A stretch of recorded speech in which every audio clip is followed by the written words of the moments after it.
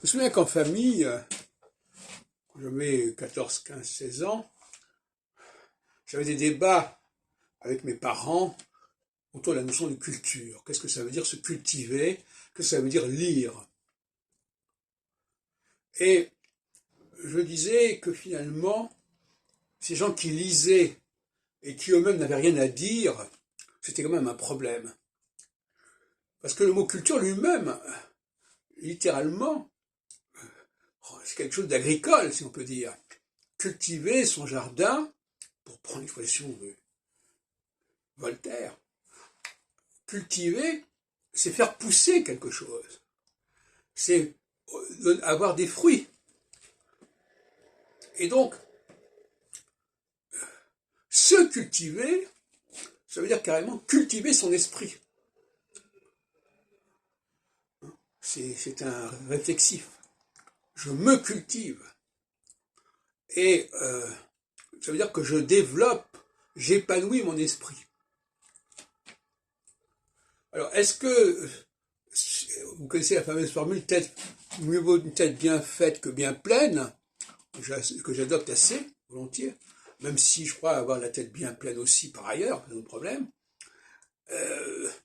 Ça veut dire quelqu'un qui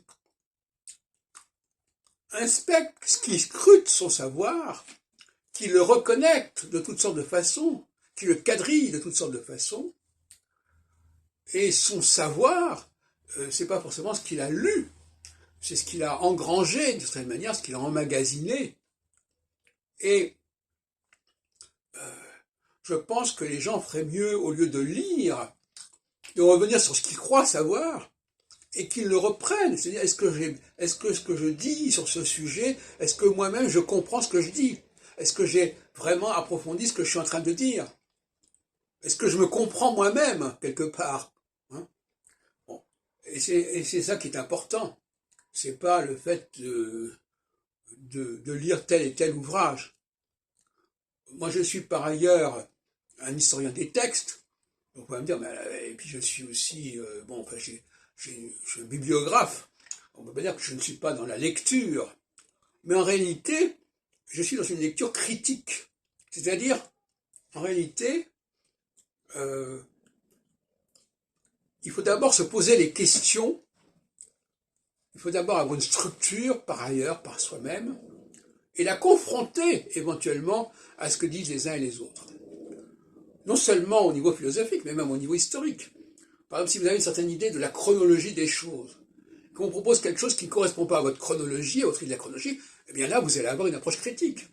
Par exemple, sur Nostradamus, je dis, ce qu'on raconte sur l'histoire des centuries, ça ne tient pas debout, parce que j'ai une certaine idée de ce que c'est que la chronologie d'une œuvre, par exemple, et des aléas qui peuvent venir corrompre cette œuvre. Eh bien, donc, la culture, c'est un questionnement qui va éventuellement se confronter avec ce que les autres ont dit ou écrit, mais souvent on dit d'ailleurs, on ne comprend que ce qu'on a déjà compris.